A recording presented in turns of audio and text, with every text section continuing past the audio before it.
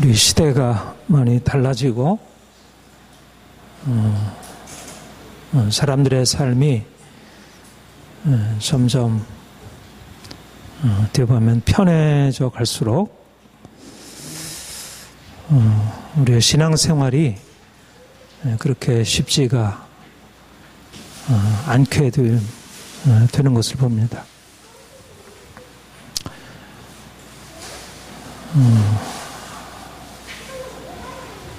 사실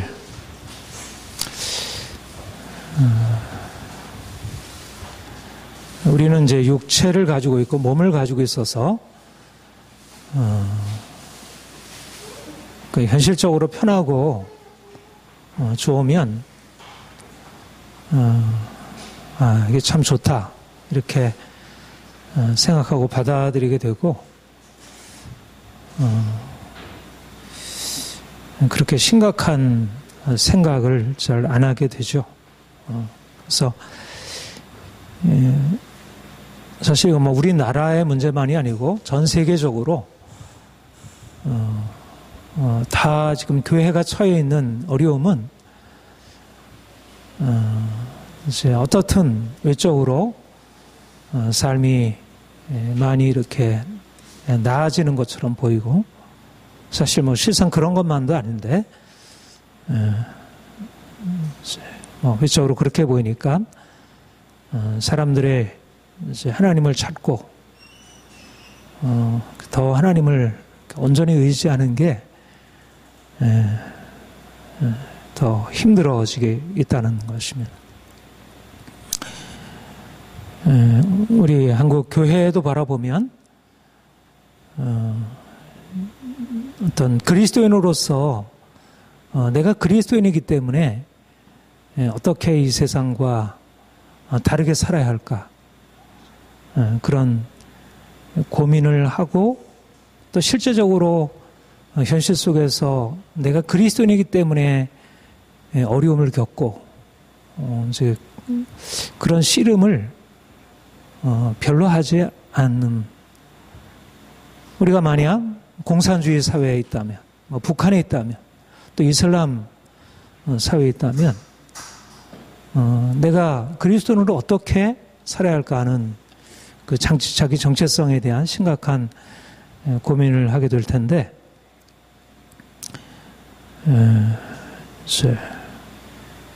뭐 현실적으로 그렇게 내가 예수를 믿는 것 때문에 크게 뭐 반대 부딪히지 않게 되니까 이제 그런 심각한 고민 없이 현실을 살아가게 되는 것입니다. 근데 이것이 바로 우리 그리스도인의 공경이고 이게 심각한 위험이라는 것입니다. 현실적으로 실제적인 많은 문제가 없어 보이는데 공산사회에서 내가 어떻게 신앙을 지킬 수 있을까? 이슬람권에서 내가 어떻게 신앙을 지킬 수 있을까? 이런 고민이 있다면 사실은 외적으로는 어려워도 그 신앙생활을 그 본질을 지켜나가기가 쉬운데 지금은 교회를 나가도 내가 하나님을 믿는다고 외쳐도 어느 누구도 그것 때문에 반대하는 일 없고 어떻게 보면 별 문제 없이 신앙생활할 수 있는 그런 상황이 바로 우리 그리스도인들에게 심각한 공경을 안겨다 주고 있는 것입니다. 다시 말하면 사람들은 이제 하나님 없이 그 세상을 살아가는 것에 대해서 심각한 문제의식을 느끼지 않는 것입니다. 만약 공산사회 속에서 이슬람권에서 하나님 없이 살아간다는 것은 내가 배교자가 되는 것이지. 어떤 선택의 기로에서 고민을 하게 되는데 자유민주주의 사회 속에서 사람들이 예수를 믿는 것은 그런 고민이 필요 없는 그러므로 하나님을 오히려 떠나버리게 되는 핍박할 때는 어떻게 하나님을 붙들까 생각하다가 이제 모든 것이 다 허용이 되었을 때 오히려 하나님을 떠나게 되는, 그래서 교회와 세상이 똑같아지는, 그래서 그리스도인들이 이제는 세상으로부터 그리스도인이기 때문에 욕을 먹는 게 아니라 그리스도인처럼 살지 못하기 때문에 욕을 먹고 배척을 받는 아주 이상한 현상이 일어나고 있는 것입니다. 그 며칠 전 SNS에서 그 하버드 대학 출신으로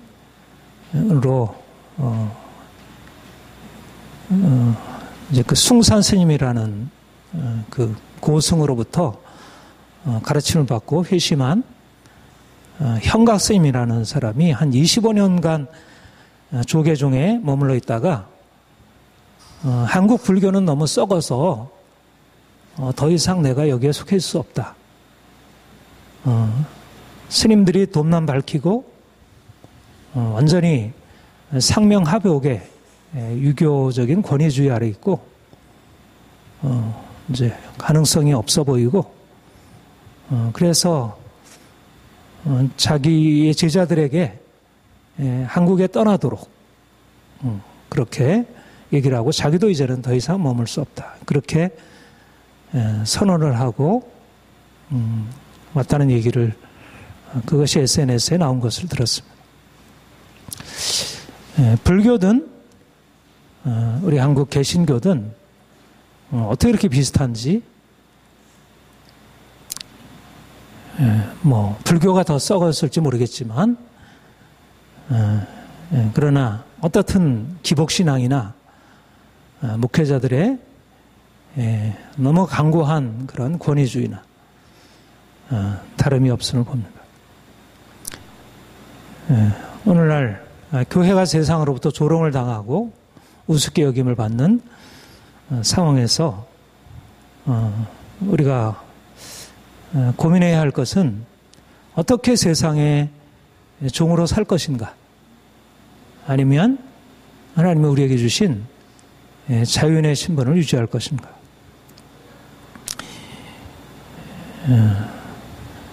뭐 초대교회 때나 종교개혁 때나 지금이나 복음이 적용돼야 할 이 사회는 다르고 사람들은 분명히 달라진 것이 있지만, 그러나 복음 자체가 바뀌지 않았고 또 복음을 따라 살 그리스도인들이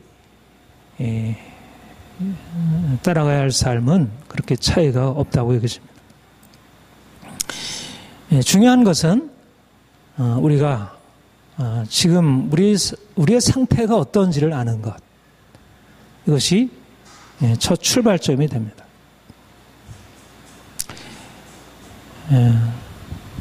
사실은 우리가 가지고 있는 오늘날 요즘에 어떤 정보사회이고 지식이 중요하지만, 그러나 그런 일반적인 많은 어떤 지식보다도 자기 자신이 어떤 형편에 처해 있는지를 아는 것은 모든 다른 지식에 우선하여 가장 중요한 지식을 할 수 있습니다.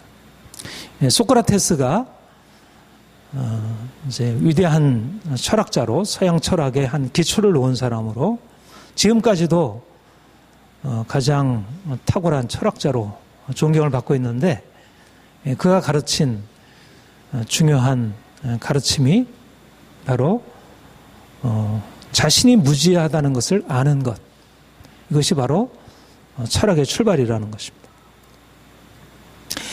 다른 소피스트들과 자신이 다른 것은, 다른 소피스트들은 자신이 모르고 있다는 사실을 모르는데, 자신은 자신이 모르고 있다는 사실을 알고 있다는 그 한 가지가 다른 사람들에 비해서 자기가 더 뛰어난 지혜를 가지고 있다고, 그렇게 아마도 신이 얘기를 한 것 같다, 그렇게 얘기를 했습니다.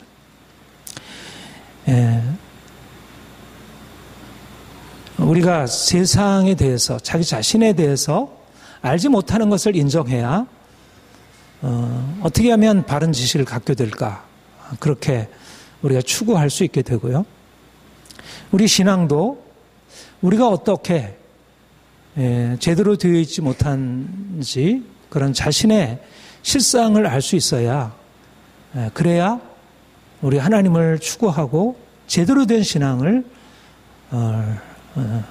갖게 될 수 있다는 것입니다. 칼빈이 유명한 우리 개혁파 장로교 신앙의 신학적인 기초를 마련해놓은 칼빈이 기독교 강요 처음부터 그리고 전체에 걸쳐서 가장 크게 강하게 주장한 내용이 바로 이것입니다. 사람들이 하나님을 만나기 전까지는 얼마나 자기 자신에 대해서 엄청난 착각을 하고 있는지, 자기가 얼마나 교만하고 악한 죄인인지를 깨닫지 못한다는 것입니다. 하나님을 안다는 것은 곧 그분의 빛 앞에서 자기가 이제까지 의롭다고 생각했던 자신이 얼마나 악한 죄인인지를 발견하게 되는 것이다. 그렇게 얘기를 했습니다.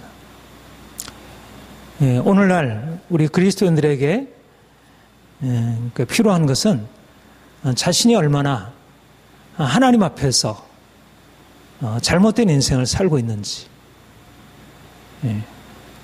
내가 다른 사람과 비교해서가 아니고 또 내가 가지고 있는 기준에 비추어서가 아니라 하나님이 가지신 그 기준에 비추어서 내가 얼마나 실패자이고 내가 얼마나 큰 죄인인지 이것을 깨닫는 것이 바로 우리가 이제 온전하게 되기 위한 출발점이라는 것입니다.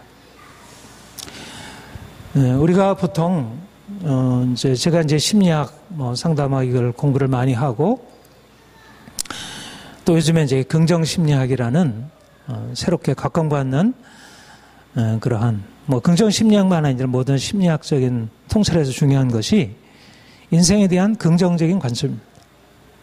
자기를 너무 부정적으로 바라보고 모든 상황에 대해서 너무 지나치게 그렇게 비관적으로 생각하는 것은 건강하지 못한 것이다. 이렇게 얘기를 할 수 있고 이건 너무나 중요한 인생 행복을 위해서 중요한 관점이라 할 수 있습니다.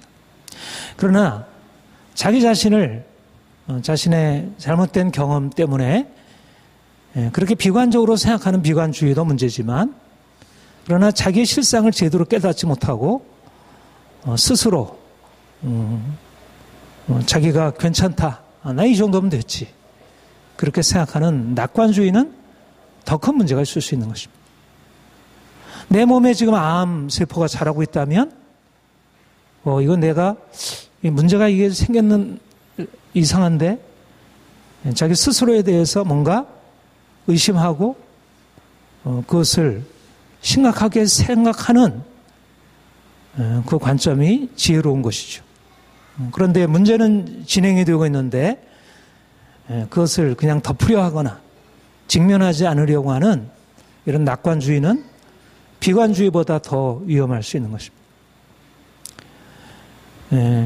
우리가 주님을 안다는 것은 바로 우리가 이전에는 우리 스스로 자신과 비교하고 또 다른 사람과 비교해서 내가 이 정도면 괜찮지. 그렇게 스스로 자신을 정당화하고 살다가 이제 주님을 만나고 나서 내가 그 성경 복음서에서 그렇게 많이 등장하고 있는 바리새인과 같이 내가 의로운 자인 줄 알았는데 내가 하나님을 떠나서 세리와 똑같이 내가 비난하고 내가 그렇게 멸시하는 다른 사람들과 조금도 차이가 없는 죄인이구나. 이걸 아는 것이 바로 우리가 주님을 아는 증거이고 우리가 주님을 더 알아갈수록 우리에게 일어나는 것은 바로 우리 자신에 대한 그런 뼈아픈 인식입니다.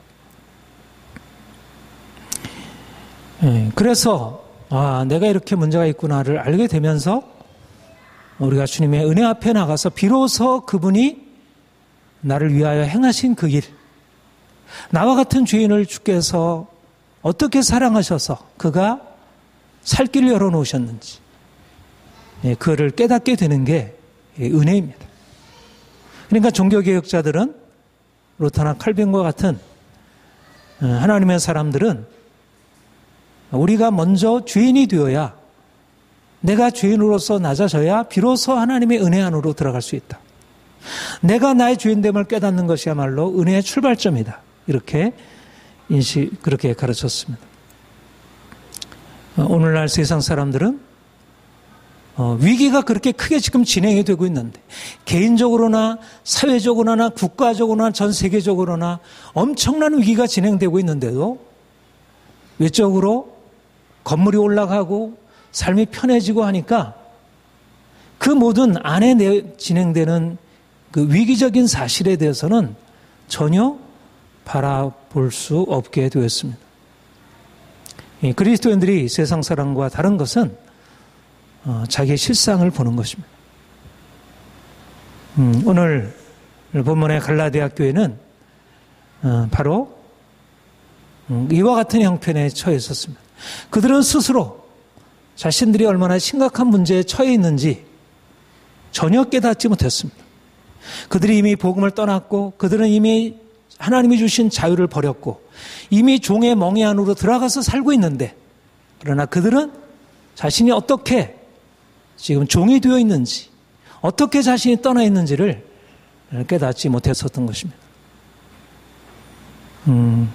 오늘날 그리스도인들이 속고 있는 것이 무엇입니까?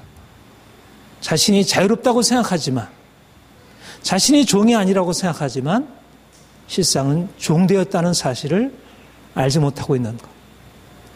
외면적으로 겉으로 진행되는 사실 때문에 자기 스스로의 실상에 대해서 세상 사람들과 똑같이, 말하자면 세상 사람들은 빛이 없기 때문에 자기가 종인데도 종인 줄 알지 못한다면, 그리스도인들은 주님을 만남으로 말미암아 비로소 자신이 죄인임을 깨닫고 자신이 얼마나 종되었는지를 깨닫게 되는 것이 당연한데, 하나님을 떠남으로 자신이 얼마나 심각한 예 속에 놓여 있는지를 깨닫지 못하고 있는 것입니다. 자유가 무엇입니까? 자유는 정치적으로 매이지 않는 것. 우리가 북한 사회처럼 그렇게 정치적으로 매이지 않는 것. 이것이 자유라고 생각한다면 우리는 더 이상 종이 아니고 자유로운 세계에 살고 있는 사람들일 것입니다. 그러나 성경에서 말하는 자유란 그런 것이 아닙니다. 물론 그것도 성경에서 말하는 자유의 한 내용이긴 하지만, 그러나 그리스도인들에게 있어서 자유란 하나님 없이 살던 자가 하나님 안에서 사는 것, 이제 그리스도 안에서 사는 것, 이것이 바로 자유입니다. 그리스도를 떠나 살아가는 것은 바로 아무리 그가 세상의 모든 것을 다 누리고 있다 하더라도 결국은 하나님 아닌 것을 결국 섬기게 되기 때문에 그들은 종된 자로 살아가는 것입니다. 그때는 너희가 하나님을 알지 못하며 하나님이 아닌 자들에게 종노릇했더니, 하나님을 알지 못하게 되면 결국 하나님이 아닌 자들에게, 하나님이 아닌 것들에게 종노릇하는 인생을 살아갈 수밖에 없습니다. 세상에 속한 모든 사람들은 돈을 섬기고 사람들을 두려워하고 사람들을 섬기고 권력을 섬기고 세상의 명예를 쫓아갑니다. 이것이 바로 하나님 없는 사람들의 삶의 모습이고, 그것은 겉으로 볼 때 전혀 종의 모습이 아니고 오히려 그로 인해서 그들의 삶에 엄청난 자유가 주어지는 것 같지만, 그러나 그들은 이미 하나님을 잃어버림으로 말미암아 세상에 하나님이 아닌 것들을 섬김으로 이미 종되어 살아가는 것입니다. 오늘날 그리스도인들은 어떻습니까? 하나님을 안다고 하는 사람들이 하나님을 섬깁니까? 아니면 세상을 섬깁니까? 세상의 돈과 권력과 명예와 이런 것들이 사람들의 주가 되어 있습니까? 아니면 하나님이 그들의 주가 되셔서 그들을 다스리시고 그 다스림 안에 살아오고 있습니까? 사람들이 돈을 섬기고 사람들의 권력을 두려워하고 사람들의 인정을 쫓아서 살아간다면 아무리 그들이 교회에 나와서 하나님을 예배한다 할지라도 그들이 그리스도인이라는 이름으로 불리운다 할지라도 그들은 종이요 더 이상 자유자가 아닌 것입니다. 오늘날 사람들이 세상 가운데 살아갈 때 하나님을 두려워함으로 세상과 싸우기보다 세상을 두려워함으로 하나님이 원치 않는 일에 자신을 내어주고 세상이 싫어하면 기꺼이 거기에 고분고분 순종하고 따라가고 세상에서 유익을 얻는다면 신앙적인 것과 계속 신앙적인 것을 포기하고 타협하고 이것은 그리스도 안에서 자유로운 삶의 모습이라 할 수 없습니다. 그리스도인들은 이제 하나의 세상 사람들이 갖고 있는 많은 종교인들, 불교나 이슬람이나 힌두교나 이런 많은 종교인들 중에 하나가 되었고 신앙생활은 더 이상 그들에게 삶의 중심이 아니고 하나의 액세서리에 불과한 것으로 전락하는 것입니다.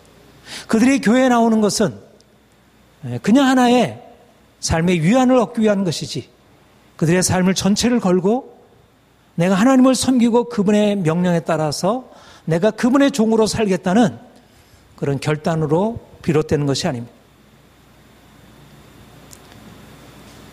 오늘날 사람들이 자유롭다고 생각하지만 사실상 이미 세상의 포로가 되었고 세상의 노예가 되었고 이미 하나님 없이 살아가는 것에 대해서 심각하게 고민하고 있지 않습니다. 그렇기 때문에 세상에서 부끄러움을 당하고 있다는 것입니다.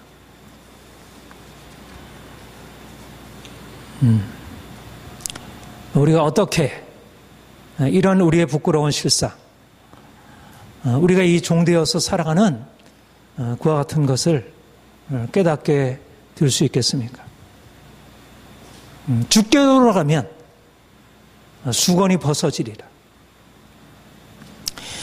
우리가 주님을 만나기 전까지는 우리가 하나님 앞에 서기 전까지는 우리가 그런 대로 잘 사는 것 같고 사람들에게 인정받고 그런 대로 우리의 삶이 괜찮은 것 같아 보일지 모르지만 우리가 주님 앞에 서게 될 때 우리가 얼마나 헛된 것 앞에 종노릇하고 살아왔는지 우리의 실상이 얼마나 형편없는지 우리의 벌거벗은 것과 우리의 가난한 것과 우리의 눈먼 것을 비로소 발견하게 되는 것입니다. 주께로 돌아가면 우리의 현실의 모습이 얼마나 하나님이 우리에게 본래적으로 이미 주셨고 또 우리에게 말씀하시는 것과 다른지 이것을 깨닫게 되는 것입니다. 우리의 본래적인 우리의 신분, 우리의 정체성은 무엇입니까? 우리 본문 앞에서 말씀하고 있는 대로 우리는 종이 아니요 아들이니 우리가 이전에는 세상의 종이었고 사람들의 종이었고 세상 율법의 종이 되어 살아왔지만 우리가 주님이 우리에게 찾아오시고 우리가 주님 안에 들어가게 되면서부터 우리에게는 새로운 변화가 놀라운 기적적인 역사가 우리 인생 안에 시작이 된 것입니다. 주의 은혜가 아니면 누구도 종되었던 자리에서 자유케 될 수 없습니다. 어떤 유명한 철학자도 어떠한 유명한 고승도 그들이 자유를 말하지만 그들은 자유를 희망할 뿐이지 그들에게 자유라는 것은 존재하지 않습니다. 진정한 의미에서 자유는 오직 예수 그리스도 그분에게만 있고 그분을 믿는 자 그분으로 말미암아 구속받은 자 하나님의 아들의 자유 안으로 참여한 자만 갖게 되는 은혜의 선물인 것입니다. 하나님이 우리 가운데 오셔서 우리에게 놀라운 이 자유를 선물로 주셨습니다. 우리가 쟁취해서 얻은 자유가 아니고 우리가 원해서 얻은 게 아니고 주께서 우리에게 오셔서 우리가 원치도 않았던 우리가 생각지도 못했던 그 놀라운 선물을 우리에게 주시고 너희는 이제 종이 아니라 아들이다. 너희 이제 더 이상 종으로 살 자들이 아니다. 너는 이제는 하나님의 자녀로, 아들로 이제는 자유한 자로 살아야 한다. 너희는 세상에 속한 자가 아니라 하나님께 속한 자이다. 너희는 하나님의 아신 바 되었고 너희가 하나님을 알고 있지 않느냐. 이제는 너희가 하나님을 알 뿐더러 하나님의 아신 바 되었거늘. 이것이 바로 우리의 새로운 정체성인 것입니다. 우리가 예수를 만난 뒤로 우리가 이전에 가지고 있었고 또 우리의 현재적인 삶에서 우리에게 보여지는 그런 삶의 모습과는 너무나 다른 하나님이 우리에게 말씀하시고 하나님이 우리에게 선물로 허락하신 새로운 정체성, 우리가 아들이고 자유자라고 하는 새로운 정체성을 우리가 붙들어야 합니다. 그리고 우리가 이것을 알므로 우리가 어떻게 하나님이 우리에게 주신 정체성에서 멀리 떨어져 있는지, 우리가 하나님을 알게 되고 그분 안에서 우리 자신을 깨닫게 되므로, 그분 안에서 우리 자신을 새롭게 발견함으로, 우리가 세상적인 관점에서 보자면 우리가 자유인이고 하등에 부끄러울 것이 없는 사람일지 모르지만, 그러나 주님이 우리를 자유케 하신 그 높은 새로운 정체성에 비추어 보면 우리가 얼마나 우리 주님이 우리에게 주신 자유자로서의 정체성에 비추어 얼마나 형편없이 떨어져 있는지 우리가 우리 자신의 거리를 인식하게 되는 것입니다. 바로 이것이 주님 안에서 우리가 자신을 새롭게 발견하고, 처음에 말씀드린 대로 우리가 주님을 만나기 전까지는 우리 자신에 대해서 낙관적으로 생각하지만 우리가 주님을 알게 된 이후로 우리의 실상을 발견하고 비로소 우리가 주님 앞에서 주님, 우리에게 주의 은혜가 필요합니다. 그의 은혜의 보좌 앞에 나아가 긍휼을 얻기 위하여 은혜의 보좌 앞에 나아가 그분이 우리에게 주실 은혜를 우리가 그분에게 요청할 수 있게 되는 것입니다. 우리가 우리 자신을 진정으로 발견할 때라야, 그래야 비로소 우리는 우리 자신에 대해서 부끄러워하게 되고 슬퍼할 줄 알게 되고,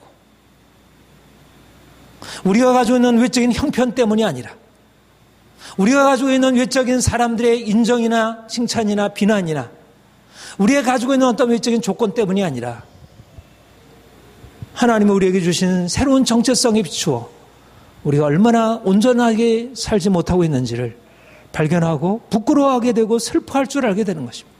진정한 우리에게 가져야 할 진정한 감정, 탕자와 같이 아버지여 나를 불쌍히 여기소서, 내가 당신 앞에 설 자격이 없는 자입니다. 우리가 주님 앞에 서서 우리 자신의 부끄러움을 고백할 수 있게 되는 것입니다. 왜 사람들이 주님이 우리에게 이 놀라운 은혜를 주셨는데도, 이 놀라운 선물, 새로운 신분을 허락하셨는데 왜 여전히 세상의 종로를 타고 세상의 명예와 돈과 권력을 쫓아가고 있습니까? 왜 여전히 종으로 살고 있습니까? 그것은 사람들이 자신이 얼마나 하나님 앞에서 귀한 자인지, 하나님이 주신 자유가 얼마나 놀라운 것인지를 깨닫지 못하기 때문입니다.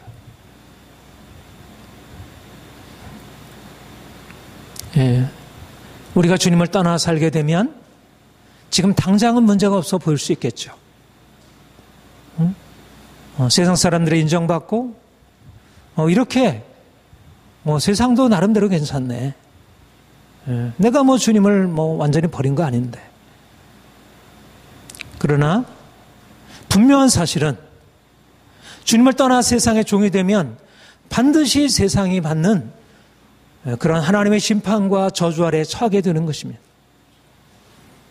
무릇 율법에 속한 자들은 저주 아래 있나니 모두 율법 아래 율법책에 명한 자로 행하지 않는 자마다 저주 아래 있는 자라 하였습니다. 무릇 율법의 행위에 속한 자들은 저주 아래 있나니, 이것이 바로 하나님의 분명한 사실입니다.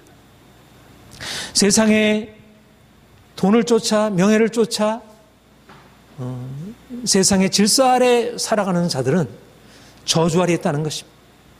그들이 볼 때 나름대로 인생이 괜찮은 것 같지만 결국 하나님을 떠나게 되고 욕심에 따라 행하게 되고 그래서 결국 저주 아래 처하게 됩니다.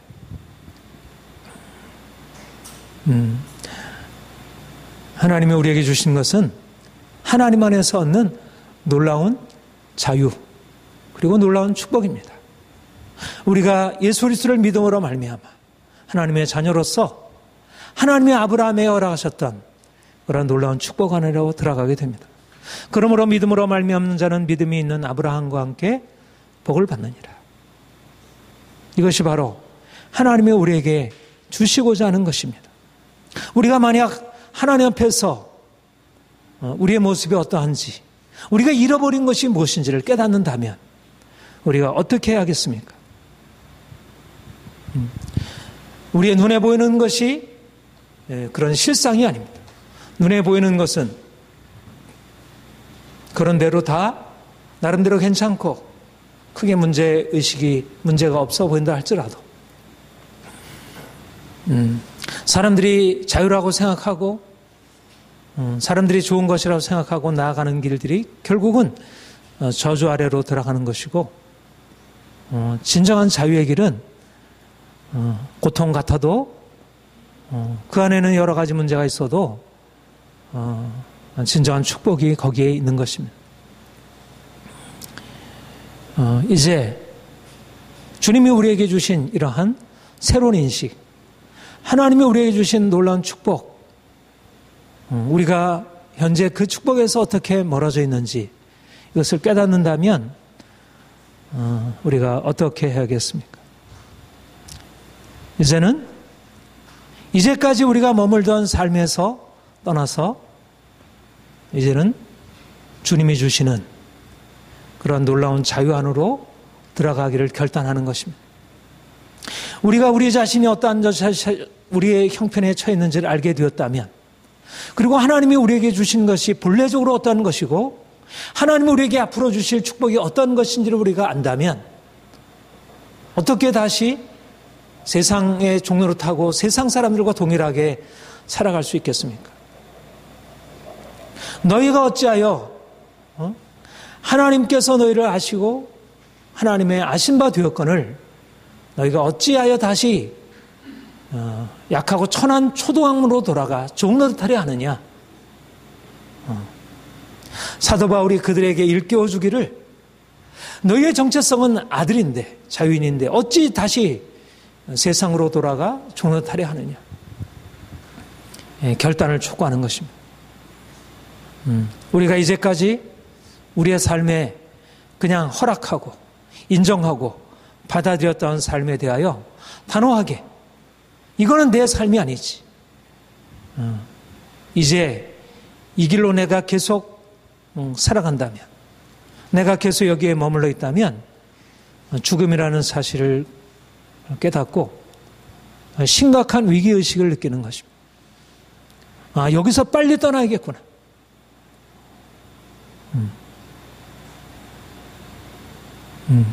사람들은 이 세상에서 안정, 이 세상에서 행복, 이 세상에서의 성공을 추구하면서 종로 타는 삶을 선택하고 있다면 이제는 우리가 주의 말씀 안에서 우리 자신을 새롭게 발견하고 이제의 삶에서 이제까지의 삶에서 단호하게 떠나는 것입니다. 사람들이 모두 다 쫓아가는 것이 결코 정상적이지 않다는 것입니다. 이제 주님이 우리에게 말씀하시는 것을 쫓아서 이제 우리가 주님의 길로 다시 돌이키는 것, 이제 우리가 잃어버린 삶으로 다시 돌이키는 것, 이것이 바로 회개라는 것입니다.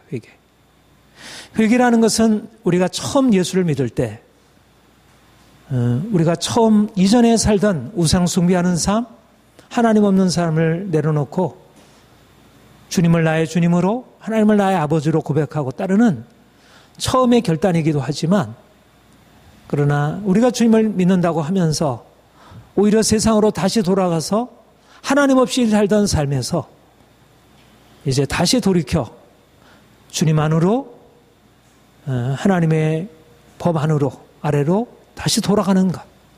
이제는 세상의 종되었던 삶에서 이제는 하나님의 자녀의 삶으로, 이제는 하나님의 말씀에 순종하는 그 어떤 순종의 종으로 우리가 돌이키는 것. 이것을 회개라고 합니다.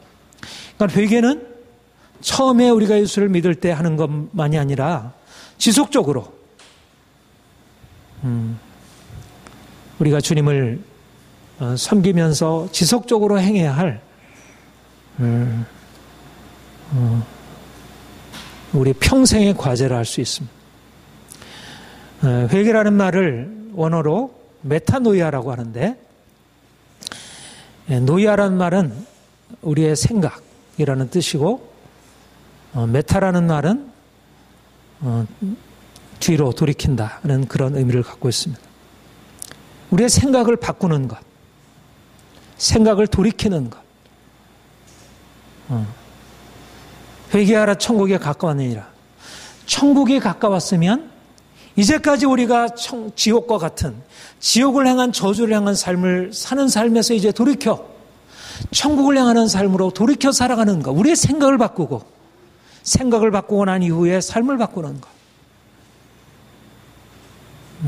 우리가 종되었던 삶에서 이제는 주님이 주신 자유의 삶으로 우리가 이제는 돌이키는 것.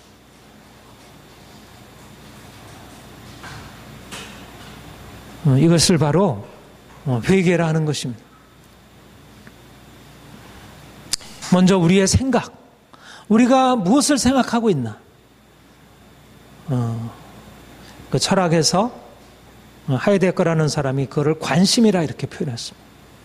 모든 사람들이 어떤 관심을 가지고 살아가는데, 관심, 그야말로 늘 누가 말해서가 아니라 자기 마음속에 들어있는 것. 마치 엄마에게 관심은 어린아이입니다. 내 자녀입니다. 돈을 추구하는 사람의 관심은 돈입니다. 그런데 그리스도인들은 아이도 아니고 돈도 아니고 세상의 성공도 아니고 관심이 바로 하나님 섬기는 것, 그분을 기쁘시게 하는 것, 내가 나의 정체성을 따라서 행하는 것, 나의 생각이 바뀌는 것입니다. 나의 관심이 바뀌는 것입니다.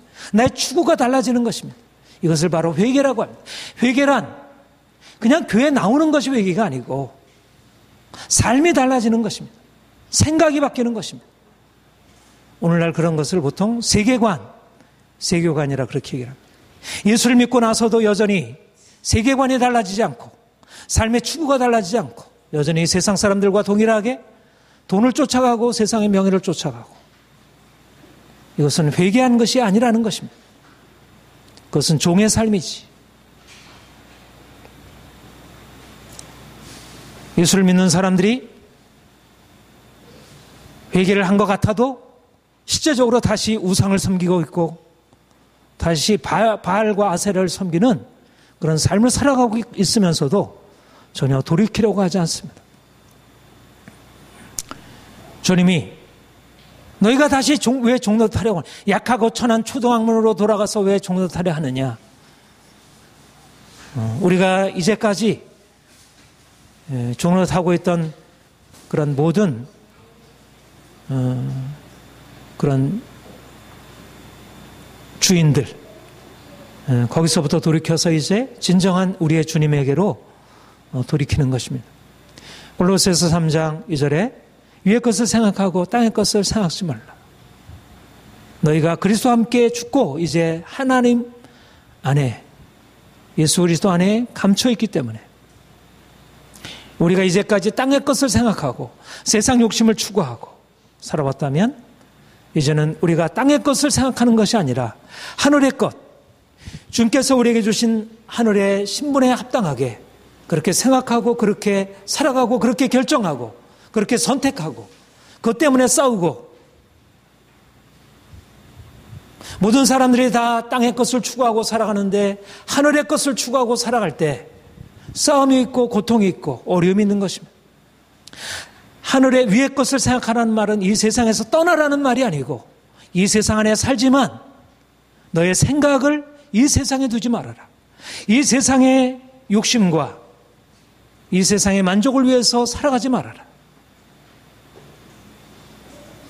우리의 정체성에 부합하게 생각하고 거기에 맞게 살아가도록 주님이 요구하는 것입니다. 이제까지 우리가 너무 세상과 비슷하게 세상의 길로 살아오면서도 이것을 심각하게 고민하지 않았다면 이제는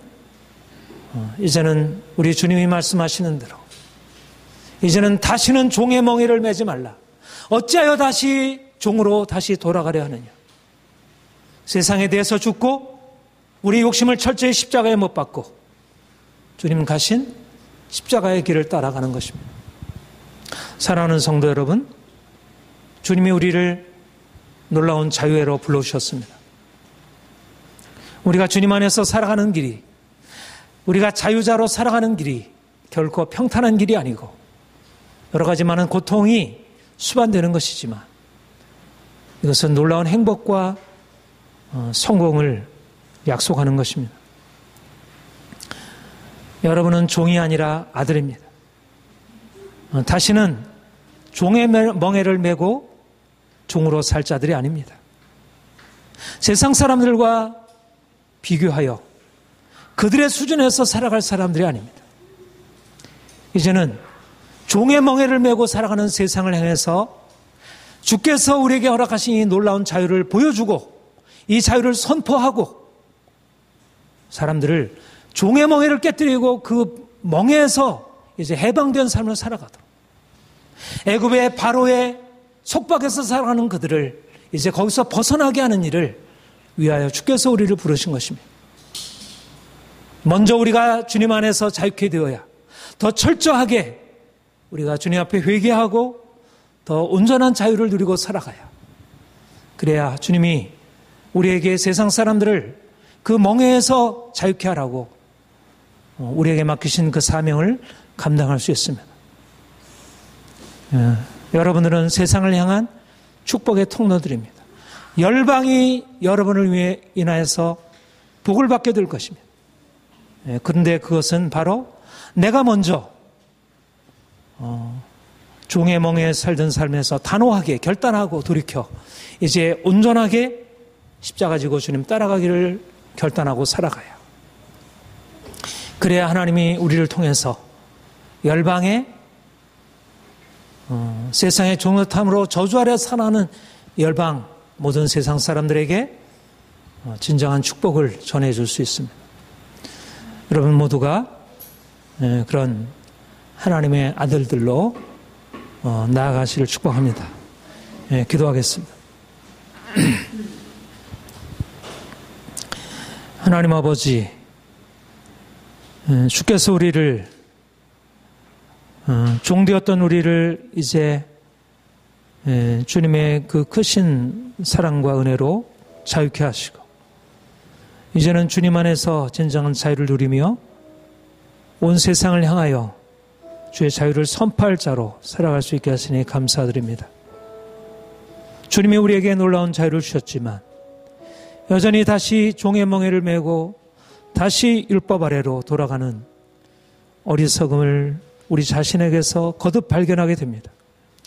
갈라디아 교회가 그랬던 것처럼 광야 이스라엘 백성들이 그랬던 것처럼 우리가 얼마나 주의 은혜를 배반하고 세상의 길로 우리의 욕심을 따라 살아가게 되는지 주님 주의 빛 비추셔서 우리 어리석음을 발견케 하시고 더 온전하게 주님이 주신 자유 안에 머물고 이제 이전에 머물던 세상에서 떠나 이제 주의 품 안으로 주의 축복 아래로 주의 말씀에 순종하는 길로 십자가의 삶으로 나아갈 수 있도록 우리를 변화시켜 주옵소서. 성령이여 우리 가운데 오셔서 새를 행하시고 우리를 온전하게 자유케 하시고 세상에 주님이 우리에게 주신 자유를 선포하며 사람들을 자유케 하는 일에 사용되게 하옵소서. 하나님 주의 몸된 교회가 더욱더 주의 온전한 자유 안에 나가기를 소망합니다. 주님 우리를 불쌍히 여겨 주옵소서. 우리에게 주님 임하셔서 우리를 사용하여 주옵소서. 감사드립니다. 예수님의 이름으로 기도합니다. 아멘. 이 찬송